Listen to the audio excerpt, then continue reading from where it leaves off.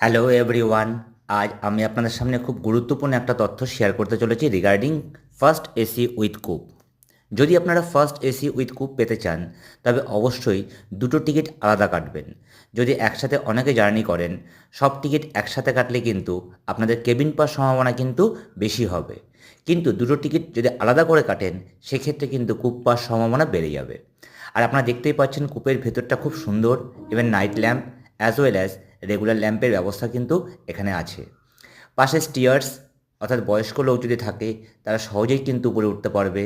সিটগুলো বেশ চওড়া আর সুন্দর, পরিষ্কার পরিচ্ছন্ন। সামনে মিরর, অর্থাৎ যদি আপনারা যদি মনে করেন রিফ্রেশ হতে চান তাহলে কিন্তু এই মিররের সাহায্যে কিন্তু অতি সহজেই রিফ্রেশ হতে পারবেন। আর হ্যাঁ, পুরো দরজাটাকে কিন্তু লক করার সিস্টেম আছে, অর্থাৎ সম্পূর্ণ আলাদা একটা সেপারেট রুমের মতোই আপনারা এটাকে ইউজ করতে পারবেন।